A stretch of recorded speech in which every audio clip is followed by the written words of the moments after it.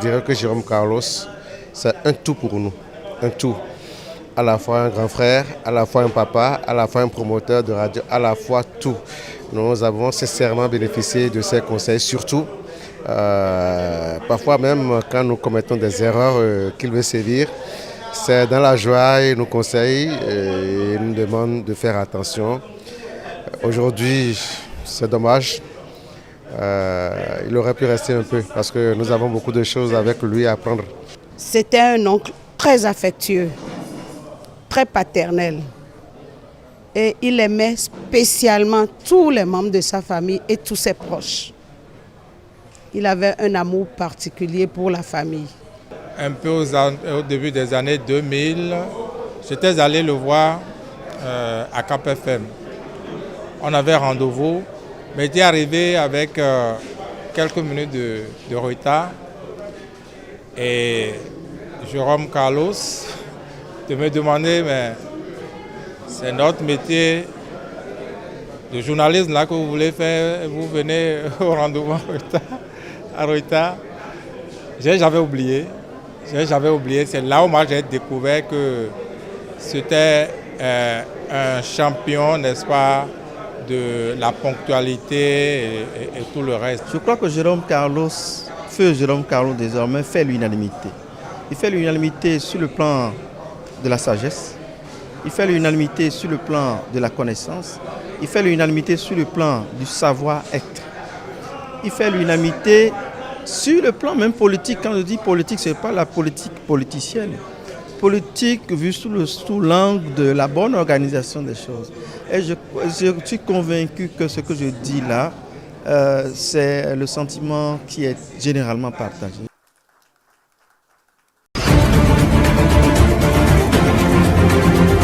Au cours donc de cet entretien très convivial, le chef d'État a voulu que chacun de nous se le tienne pour dire qu'il n'est pas concerné par un quelconque troisième mandat. Et que c'est l'occasion de répéter haut et fort que lui, Patrice Talon, n'est pas du tout concerné. Si la révision lui permettait même d'arrêter son mandat aujourd'hui, il serait parmi les premiers à le faire. Donc, il n'est pas dans l'option d'un troisième mandat. Nous avons évoqué, lorsque, dans les débats, on s'est demandé si des dispositions de la Constitution liées au code électoral ne pourraient pas être touchées. Puisque dans la Constitution, c'est 50 jours. Mais si nous ramenons ça à 30 jours, c'est vrai que c'est les députés qui votent les lois. On peut le ramener. Mais pour être complet, on peut bien aller à la Constitution pour essayer de réajuster. Et au même moment qu'on réajuste, il y a des choses que les députés trouvent normales à être réajustées. Ce que le chef d'État, aussitôt sa réaction c'est: écoutez, je ne veux pas entendre parler de Constitution. Quand je vais vouloir en parler, tout le monde pensera que c'est pour une éventuelle troisième mandat, donc je n'en parlerai pas, je ne suis pas concerné, je ne le ferai pas. Si vous, députés, vous pensez que vous pouvez, entre vous, trouver le cadre nécessaire pour faire une relecture d'un certain nombre de dispositions qui méritent d'être corrigées dans la Constitution, libre à vous. Mais je vous mets en garde, je combattrai tout texte qui portera atteinte à la limitation des mandats, à l'âge, aux fondamentaux. Comprenez que là, il ne nous a pas envoyé en mission pour faire une révision de la Constitution, il nous a mis en garde. Si vous pouvez le faire, faites-le, mais ne tenez pas compte de moi. Dans l'ensemble, nous sommes pour la proposition qu'on maintienne les anciens députés. On peut le faire sans recourir à la Constitution. Mais nous avons choisi délibérément de violer la Constitution. Je vous ai dit qu'on peut réduire le délai de dépôt de candidature qui est dans la Constitution. Mais nous, on préfère ça. On préfère réduire de ce délai et que ce soit les anciens députés et maires qui parrainent. Si on doit attendre que ce soit les nouveaux qui parrainent, ça veut dire que les élections présidentielles et législatives ont lieu en janvier, leur installation en février, comprenez? Mais les 50 jours de dépôt de la candidature du président de la République, lorsqu'on fait le décompte, ça empiète sur le mandat des anciens. Tu comprenez? À 3 ou 4 jours, ça empiète sur le dépôt, sur la fin du mandat des anciens. Donc, on ne peut pas demander qu'on maintienne tout en l'état et que ce soit les nouveaux qui viennent parrainer. C'est possible.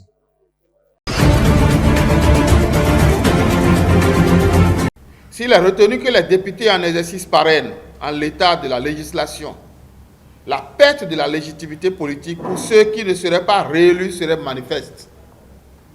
Comme il en serait ainsi des maires en exercice dont le pouvoir de parrainer serait maintenu.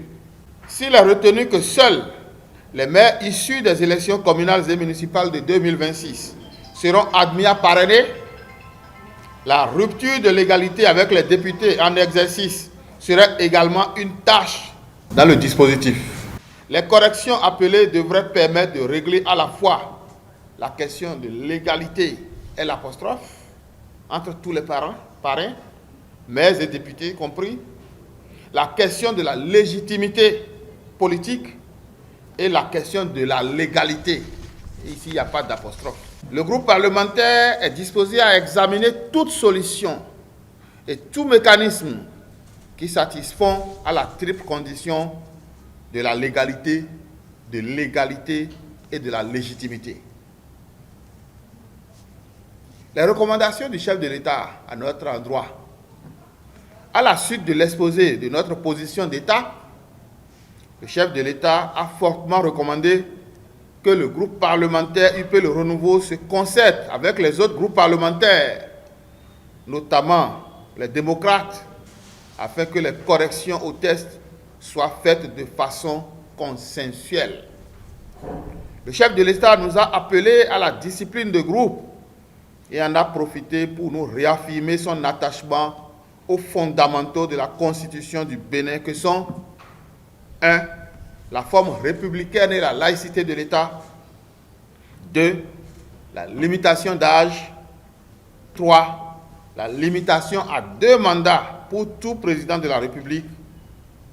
Le chef de l'État a particulièrement insisté sur ce dernier aspect avant de nous dire fermement qu'il se mettrait en travers de toute réponse législative qui ne respecte pas les fondamentaux.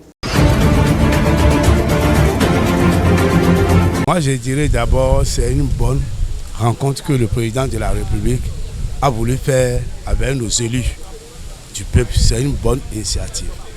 Donc, pour le moment, on n'a pas de faute à lui reprocher sur cette rencontre. Maintenant, revenons au sujet sur l'histoire du code électoral. C'est là que nous, on ne comprend rien en tant que citoyen. Parce que le président Patrice Talon, chef de l'État et chef du gouvernement, a déjà travaillé pour les Béninois. On a vu la construction des routes et des grands immeubles construits pour notre État. Partout, le Bénin est à chantier. Maintenant, il n'a qu'à être fier de lui-même. On ne sait pas encore pourquoi il veut une révision d'un code électoral. D'abord, première impression, pour moi, c'est bien. Et quand le chef de l'État cherche à rencontrer les groupes parlementaires pour discuter de l'actualité politique, on ne peut pas dire que ce n'est pas bien. C'est d'abord bien. Bon, maintenant, c'est ce qui est sorti de là qu'on attend. C'est une bonne initiative. Et je pense que comme ça dénote de la décrispation de la tension politique au Bénin et de la recherche d'une solution au problème politique. On dit encore relecture. Relecture, bon voilà. Nous en sommes. Et c'est la Cour constitutionnelle qui donne des instructions. Et la Cour, même eux, entre eux, ils ne sont pas entendus. Il a fallu qu'on leur impose cela. Pourquoi? Et ça là, est-ce qu'on peut réviser le code sans réviser la constitution. Après cette date-là. Est-ce que vous voyez?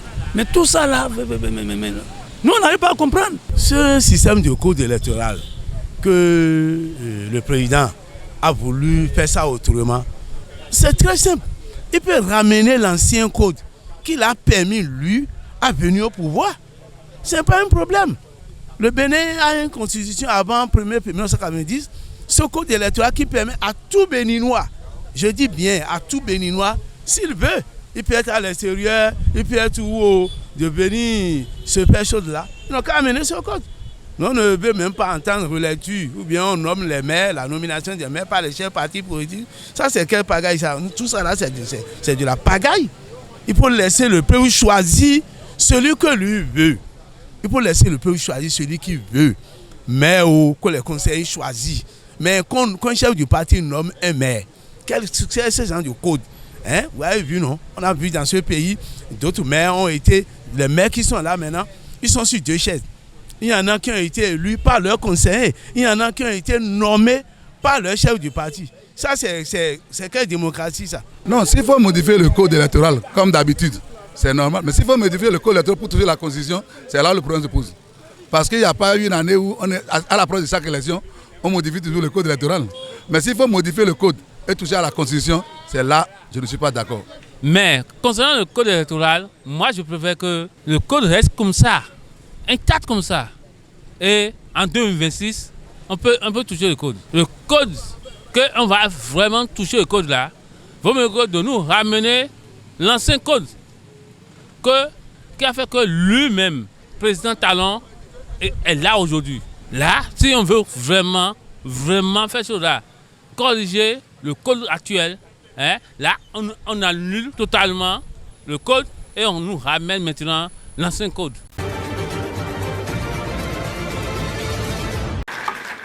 L'Algérie dit avoir pris connaissance avec beaucoup de regrets de la décision du Mali de mettre fin avec effet immédiat à l'accord d'Alger signé en 2015 avec les groupes indépendantistes du nord du pays.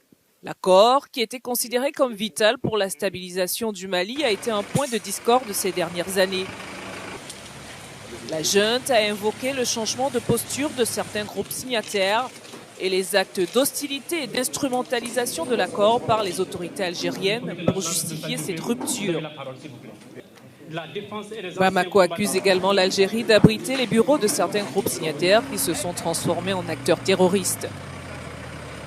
Alger, de son côté, soutient qu'il n'a jamais failli à travailler à la mise en œuvre de l'accord pour la paix et la réconciliation au Mali avec sincérité, bonne foi, solidarité indéfectible envers le Mali frère. Fin de citation.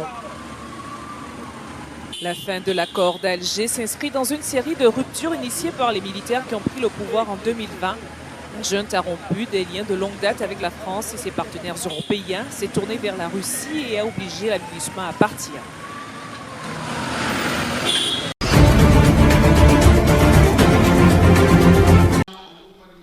Trois pays de l'Afrique de l'Ouest ont décidé de se retirer de la CEDEAO. Il s'agit du Mali, le Burkina Faso et le Niger. Ils ont annoncé leur départ dimanche, accusant le bloc de sanctions inhumaines pour renverser les coups d'État dans leur pays. Dans leur communiqué, ils expliquent que leur départ est causé par l'influence de puissances étrangères qui est devenue une menace pour les États membres de la CEDEAO et les populations dont elle est censée assurer le bonheur. Fondé en 1975, le bloc peine ces dernières années à réinstaurer la démocratie après les coups d'État provoqués par l'insécurité et la pauvreté des citoyens. L'annonce de ces trois pays est le dernier rebondissement d'une série d'événements qui ont aggravé les tensions politiques en Afrique de l'Ouest.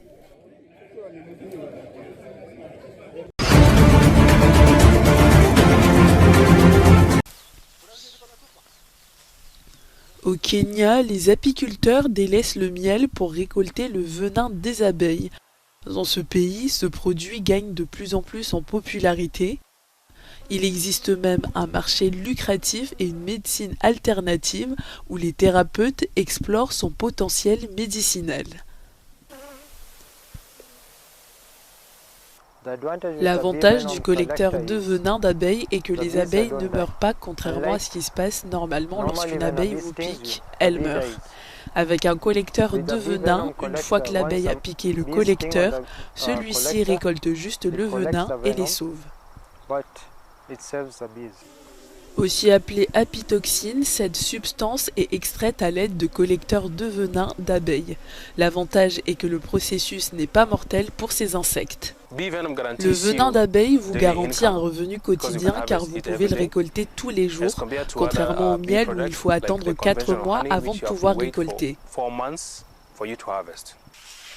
Pour obtenir ce précieux sésame, les apiculteurs sélectionnent minutieusement les insectes, car ce ne sont pas n'importe quelles abeilles qui conviennent à cette activité.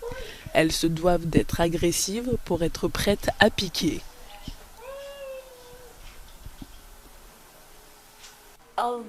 Les piqûres d'abeilles sont douloureuses, mais je ne peux pas les comparer à la douleur que l'on ressent habituellement lorsqu'on se rend sur place, parce que moi, j'ai été guérie. Le problème qui m'a amené ici était une douleur à l'épaule qui s'est propagée au coude. C'est ma 3e séance et je voudrais dire que les progrès sont positifs. La douleur s'atténue et je me sens mieux. Le venin d'abeille déclenche une production d'anticorps bénéfiques dans l'organisme. Pour l'extraction du venin, les thérapeutes utilisent des abeilles âgées de 60 jours. Nous avons réussi à traiter l'arthrite, la goutte, les accidents vasculaires cérébraux, les affections nerveuses, les allergies matinales, les migraines, les spasmes musculaires, les douleurs lombaires, la sciatique. Il s'agit donc principalement de ceux dont nous pouvons nous assurer localement, mais il existe d'autres remèdes qui ont fait leurs preuves à l'échelle mondiale. Sur le marché local, 1 gramme de venin d'abeille coûte 30 $, alors qu'à l'échelle internationale, le prix atteint 100 $.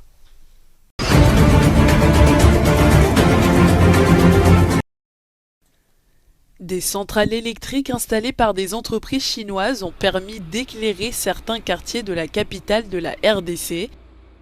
À Kinshasa, à l'exception du centre-ville, la plupart des habitants doivent encore vivre dans l'obscurité une fois la nuit tombée.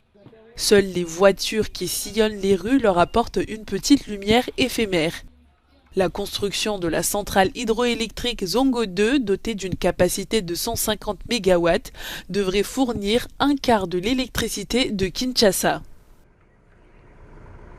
En tout cas, c'est tellement bon pour nous parce qu'on n'en avait pas.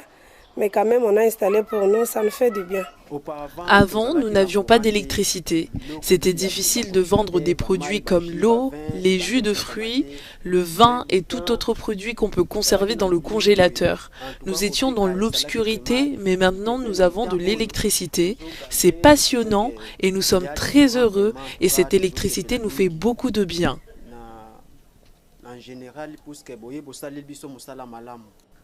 L'achèvement de cette ligne de transmission à haute tension de 220 kV a permis d'acheminer l'énergie de Zongo 2 afin de l'intégrer au réseau national. Je souhaite que les projets de construction de grands ouvrages hydroélectriques comme des centrales puissent continuer afin qu'une grande partie de la population de la RDC puisse bénéficier des services d'accès à l'électricité.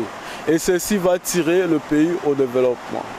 Deuxième plus grand pays d'Afrique, la RDC est un territoire riche en ressources naturelles, mais le pays souffre malheureusement d'un manque d'infrastructures. La multiplication des attaques en mer Rouge ont perturbé l'une des routes maritimes les plus importantes au monde. Les navires évitent le canal de Suez et contournent le cap de Bonne-Espérance en Afrique du Sud. Nous avons enregistré une augmentation des activités de soudage, ce que les profanes appellent le ravitaillement en carburant. Mais la confirmation que nous avons eue est due à la fermeture de l'activité d'avitaillement hors port d'Algoe Bay. C'est pourquoi nous sommes convaincus que nous avons été en mesure de recevoir ces appels d'approvisionnement et que nous les avons traités de manière très efficace. Ce nouvel itinéraire ajoute 15 jours de voyage supplémentaires, ce qui entraîne des coûts plus élevés. Il existe un certain nombre d'opportunités. Les opportunités directes sont le passage de navires qui ne seraient pas passés auparavant. En tant que pays, nous devons simplement nous assurer que nos opérations sont bien rodées et que nous créons ou utilisons au maximum cette opportunité qui va se présenter à nous. Même si l'emprunt du cap de Bonne-Espérance nécessite de parcourir 4000 km en plus, il s'agit d'une solution beaucoup plus sûre pour de nombreuses entreprises.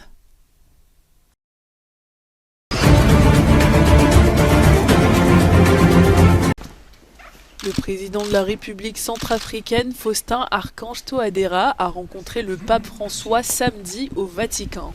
Il a profité de son voyage en Italie à l'occasion d'un sommet entre Rome et les nations africaines pour faire cette visite. Lors de leur rencontre, les deux hommes ont discuté de la situation sociale, politique et humanitaire en République centrafricaine dans l'espoir d'une coopération de plus en plus efficace au niveau international pour le bien commun de la nation.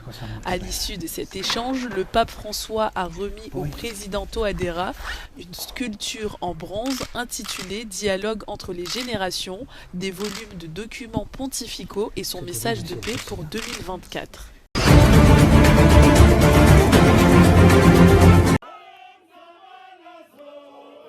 Le président sud-africain Cyril Ramaphosa a déclaré que les crimes présumés d'Israël à l'encontre des Palestiniens de Gaza ont été mis à nu dans l'arrêt rendu vendredi par la Cour internationale de justice. Le tribunal a statué dans une ordonnance qu'Israël devait faire tout ce qui était en son pouvoir pour prévenir tout acte de génocide dans le cadre de son offensive à Gaza. Il s'agit d'une première étape importante dans notre quête de justice pour la population de Gaza. Certains nous ont dit que nous devrions nous occuper de nos propres affaires et ne pas nous impliquer dans les affaires des autres pays.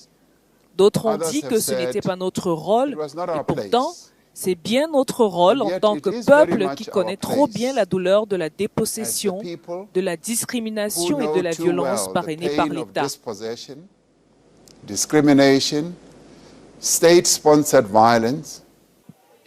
La Cour n'a pas ordonné le cessez-le-feu comme l'Afrique du Sud le souhaitait, mais M. Ramaphosa a rappelé que c'était nécessaire afin de permettre des négociations pour qu'Israël et la Palestine puissent exister l'un à côté de l'autre. Nous sommes fermement convaincus qu'à la suite de ce jugement, des efforts plus concertés devraient être déployés en vue d'un cessez-le-feu et que des négociations devraient être entamées pour parvenir à une solution permanente fondée sur la coexistence de deux États pour permettre à Israël et à la Palestine de vivre côte à côte en tant qu'États indépendants. Des groupes de défense de droits en Israël, à l'étranger, ainsi que les Palestiniens ont accusé Israël et son occupation de la Cisjordanie, qui dure depuis 56 ans, de se transformer en un système d'apartheid.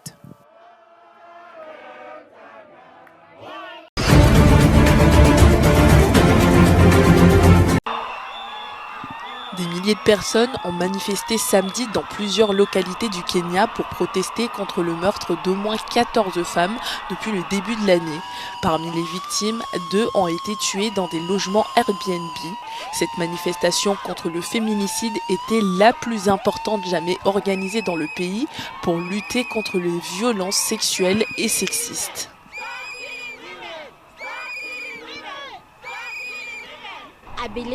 En tant que femmes handicapées, nous avons les mêmes droits que les autres femmes et nous sommes solidaires pour mettre fin au féminicide parce que les femmes handicapées sont plus vulnérables dans les cas de féminicide. Les manifestants ont brandi des pancartes portant des messages forts tels que « Rien ne justifie de tuer des femmes » dans les rues de plusieurs villes, des cris de colère résonnaient. Les délits sexuels ne devraient pas être passibles de poursuites. Ils le sont parce que nous essayons de nous conformer aux normes des droits de l'homme dans le monde entier. La foule de Nairobi s'est montrée très hostile. Elle accuse la représentante parlementaire des femmes, Esther Passaris, d'être restée silencieuse lors de la dernière vague de meurtres. Un pays n'est pas jugé sur la façon dont il traite ses riches, mais sur la façon dont il s'occupe des faibles et des vulnérables. Les femmes sont l'épine dorsale de toute société et elles méritent donc d'être protégées par la loi en ce qui concerne certaines activités criminelles que nous avons observées et qui visent spécifiquement les femmes. L'entreprise de statistiques Odipodev a rapporté cette semaine qu'au moins 500 femmes avaient été tuées dans des actes de féminicide entre 2016 et 2023.